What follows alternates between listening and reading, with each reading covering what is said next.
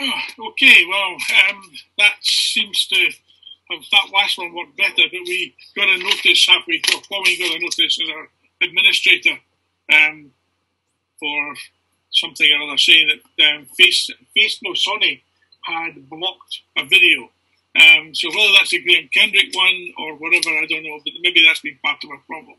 Every time we went on to Graham Kendrick this morning, that we got real problems with it. So we'll have to think about what content we can put up on these services from now on, because obviously we're getting problems with some of the videos that we're trying to stream. So this morning we're going to go and we're going to look at Isaiah chapter 60, the first 3 verses. Arise, shine, for your light has come, and the glory of the Lord rises upon you. See, darkness covers the earth, and thick darkness over the peoples. But the Lord rises upon you, and his glory appears over you. Nations will come to your light, and kings to the brightness of your dawn. A new dawn. The promise that there will be a dawn.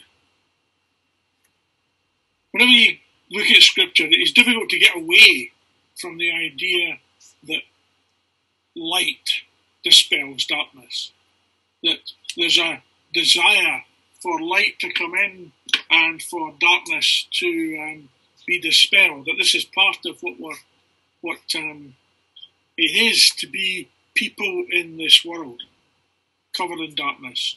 That we are looking constantly for light. Isaiah promises in an earlier chapter, the people walking in darkness have seen a great light. For those living in the land of deep darkness, a light has dawned. Or later on in chapter 14, I will also make you a light for the Gentiles, that my salvation may reach to the ends of the earth. The promise of light and salvation tied together. In the first letter of John, he says, God is light, in him there is no darkness at all. And in John's Gospel, he writes, in him was life, and that life was the light of all mankind. The light shines in the darkness, and the darkness has not overcome it. Jesus says even of himself, I am the light of the world. Whoever follows me will never walk in darkness, but will have the light of life.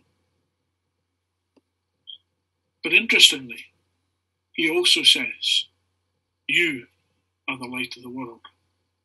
A town built on a hill cannot be hidden. We're looking at Isaiah as a kind of metaphor, or the people in Isaiah, the kind of metaphor for the situation we're in just now, and we'll be looking further on in this kind of last part of Isaiah over the next few weeks.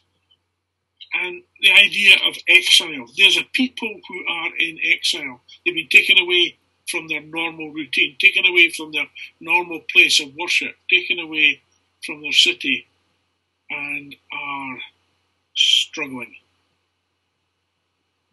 A nation in exile. And to that nation in exile, Isaiah says, arise, shine, for your light has come. The whole hope of the nation, the hope is that God will release his people from exile. That the darkness in which they dwell by the rivers of Babylon will be dispelled by the light of God descending upon them. Remember Simeon greeting Jesus in Luke's Gospel, if I remember rightly, and he says, my eyes have seen your salvation, which you have prepared in the sight of all nations, a light for revelation to the Gentiles. A new dawning in Jesus, a light to reveal to the Gentiles, a light to reveal to those who do not know God. The current lockdown kind of leaves us looking for light today, looking for clarity, for certainty. We long for something to happen that will change it. In the face of the crisis, our leaders, despite great efforts and all the will in the world, are unable to throw a switch that will remove us from this mess. Nicola Sturgeon said on Friday, I think it was, lifting the lockdown was not a flick of the switch, and physical distancing and limited contact with others was likely to continue for the rest of the year and maybe beyond. Such thoughts, such thinking kind of fill us with anxiety, with stress. We know that as people of God, we are called by God and we are enabled by the Spirit to rise above such things, to rise above that kind of anxiety, to rise above using His strength, the strength of the Spirit. And with God, we know that we can light the way to truth, to sanity, to joy, to comfort. The people of Israel were waiting for the coming of a light to shine in their darkness. Jesus has come to be that light, to bring that light, come to dispel that darkness. And He's called us.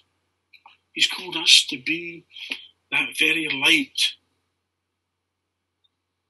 that we will reflect His light into this world. That we will reflect the glory of God.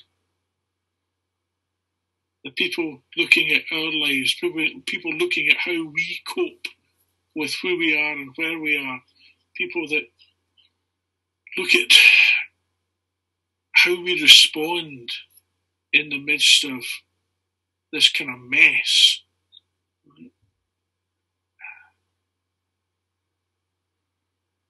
That we will bring light, that we will bring hope, that we will speak with confidence about our God.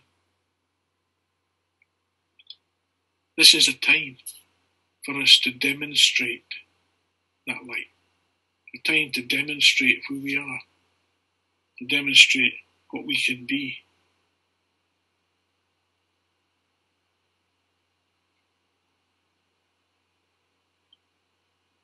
To be lights in our street, to be lights in our neighbourhood. Karen, in her introductions, has been showing us lights in the sky, showing us lights in the streets, thinking about the people who are behind the lights in the houses. She commented a few weeks ago in one of the services about the fact that we'd said, as a congregation, we would go and we would pray through our streets. That we would pray for the people in our streets. We'd pray for those who are behind those windows and behind those doors. Are we doing that? We're going to finish this service with another video from Karen, which might take me a second or two to set up. But another video which kind of brings our service to a close, but a lot of it is photographs that Karen has taken. And I'd like us to walk her street with her again, but to imagine we're walking in our streets.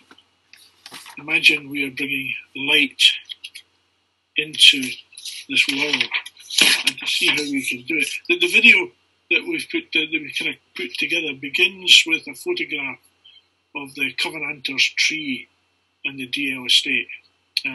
Many of you probably know that tree, right?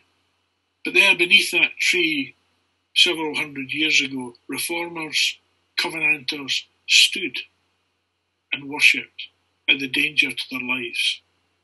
They were being exposed to a plague of a different kind. They were being exposed to persecution of a different kind. But they stood beneath that oak in the DL estate and worshipped God where their very lives were threatened. We need to continue to worship God in that way. Let's walk with Karen down through the street again, but imagine it's your street, imagine it's your neighbours, imagine it's your work colleagues or whoever that you're coming across day by day. Arise, shine, for your light has come, and the glory of the Lord rises upon you. See, the darkness covers the earth, thick darkness is over the peoples, but the Lord rises upon you, and his glory appears over you. Nations will come to your light, and kings to the brightness of your dawn. Towards the end of this video,